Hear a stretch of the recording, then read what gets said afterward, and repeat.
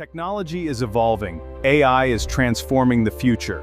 Learn complete career-focused courses for free. Welcome to SP Learning Labs. You're watching the Cloud Computing course. Welcome to our Advanced Cloud Lab. Hello everyone, welcome back to SP Learning Labs Cloud Computing.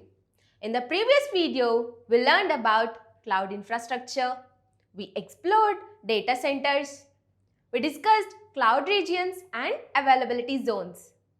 We understood virtualization and we learned about hypervisors. Most importantly, we saw how virtualization became the foundation of cloud computing. Now it's time to take the next step. In this video, we'll explore virtual machines and understand how cloud platforms efficiently share physical resources among multiple systems. Let's get started. By the end of this video, you'll understand what virtual machines are. You'll learn the difference between a physical server and a virtual machine. We'll explore how resource sharing works in cloud environments. You'll understand how hypervisors manage resources. We'll look at real-world cloud virtual machine services. And finally, we'll launch an AWS EC2 virtual machine ourselves. These technologies are used by almost every modern cloud platforms in this world. Hook. Imagine launching a complete Linux server from your laptop within just 2 minutes. No physical hardware, no data center setup, no cables, no waiting for hardware delivery. Just a few clicks and your server is ready. Now imagine thousands of such virtual services running simultaneously inside cloud platforms like AWS. How is that even possible? How can one cloud provider run so many systems efficiently without giving every customer a separate physical server? The answer lies in virtual machines and resource sharing. These technologies became one of the biggest reasons cloud computing was able to scale globally. Today, we'll understand how virtual machines work and how cloud providers efficiently share physical resources among thousands of customers. Before we dive into the technical concepts, let's think about a large building. A single building contains many separate rooms. Different people use different rooms. Everyone shares the same building infrastructure, but each room operates independently. One person's activities don't interfere with another person's room. Virtual machines work in a very similar way. One physical server can run multiple virtual systems independently and securely. The infrastructure is shared, but each virtual machine behaves like its own separate computer. Keep this analogy in mind because it will help us understand resource sharing throughout this module. Let's begin with virtual machine. A virtual machine, often called as VM, is a computer created using software. Even though it is virtual, it behaves exactly like a real computer. You can install software, create users, configure networking, store files, and run applications just like you would do on a physical machine. A virtual machine contains all the components you would expect in a normal computer. It has CPU resources, memory or RAM, storage, an operating system, and network connectivity. Because of these components, a virtual machine can perform many tasks. It can run applications, it can store data, it can connect to the internet. It can process requests and it can host websites and databases. Here's an important concept. Every virtual machine operates independently. Each VM behaves like a separate computer. If one virtual machine crashes, the other virtual machine continues running normally. This isolation is one of the key advantages of virtualization. Let's look at a real-world example. Cloud providers such as AWS run thousands of virtual machines simultaneously on shared physical infrastructure. Customers use these virtual machines without needing to know anything about the underlying hardware. In simple terms, a virtual machine is a software-based computer. Now let's understand a difference between a physical server and a virtual machine. A physical server is an actual hardware machine located inside a data center. It contains physical CPU hardware, physical memory, physical storage, and physical networking components. Before virtualization became popular, organizations typically followed a simple approach. One server was used for one application. This created several problems. There was huge hardware waste. Resource utilization remained very low. Most physical servers used only a small percentage of their available capacity. A large amount of computing power remained unused. Virtualization solved this problem. Today, virtual machines are created on top of physical servers using virtualization technology. Instead of running one application per server, organizations can run multiple virtual machines on the same hardware. This leads to better hardware utilization. Multiple applications can share the same infrastructure, and resources can be used more efficiently. Virtual machines provide several benefits.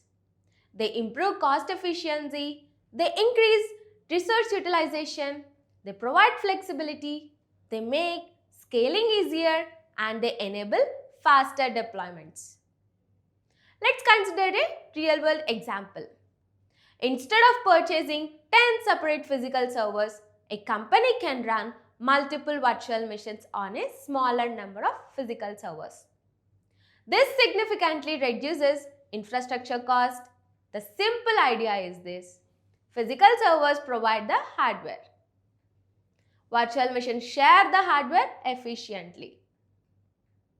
Quick question for you. Would you rather buy and maintain physical servers yourself? Or would you prefer launching virtual machines on demand using cloud platforms? Comment your choice below. And if virtualization is finally starting to make sense, don't forget to hit the like button. Now let's understand resource sharing. Resource sharing is one of the most important concepts in cloud computing. In cloud environments, multiple virtual machines share the same physical infrastructure. The shared resources typically include CPU, memory, storage, and networking. But how is this managed? The answer is the hypervisor. The hypervisor is responsible for creating virtual machines, allocating resources, and maintaining isolation between virtual machines. This brings us to an important security concept. Even though resources are shared, every virtual machine remains isolated. Systems stay secure and one VM cannot directly access another VM's data. This isolation is what allows cloud providers to host multiple customers securely on shared infrastructure. Let's look at an example. One physical server may host a web server VM, a database VM, and an application VM, all running independently on same hardware. Think back to our apartment building analogy. Everyone shares electricity, everyone shares water, everyone shares the building infrastructure. But each apartment remains private. Similarly, many virtual systems safely share one physical server. That's the essence of resource sharing. Resource sharing allows cloud providers to maximize hardware utilization while keeping costs lower for customers. Real-world cloud VM services. Now let's look at some real-world cloud virtual machine services. Amazon EC2 is AWS service for creating virtual machines. With EC2, users can choose CPU and RAM resources, launch Linux or Windows servers, and run applications, websites, and services. Microsoft Azure provides Azure virtual machines. These are scalable. Cloud-based servers used for enterprise applications, development environments, and production workloads. Google Cloud provides Compute Engine.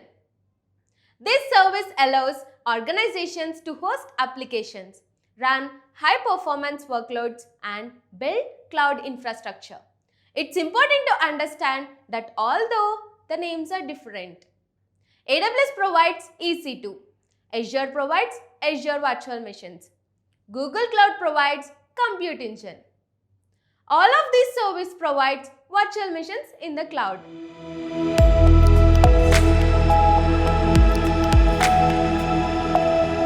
Hands-on lab. Launch your first EC2 instance.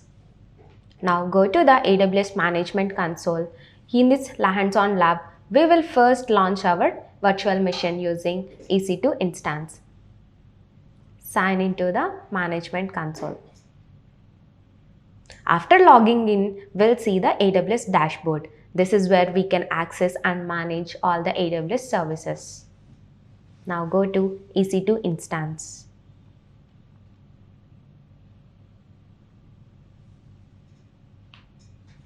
Go to Instances.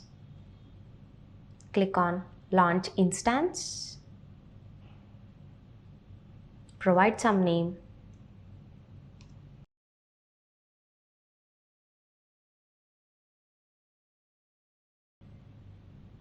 Select the AMI as Amazon Linux and instance type as T3 Micro. Create a new key pair.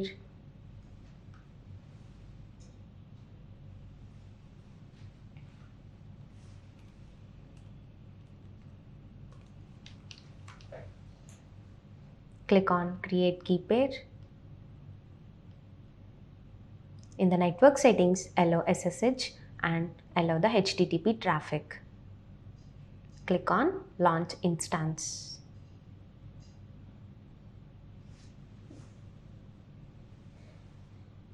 Now go to Instances. Here we can find created EC2 instances. We can see instance ID, instance state as running, and the public IP address. Here we can find the instance type as T3 Micro. Now connect to the EC2 instance. Click on Connect.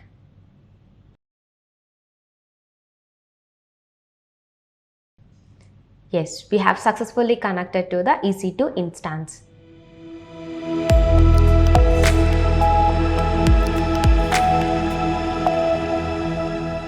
Quick quiz.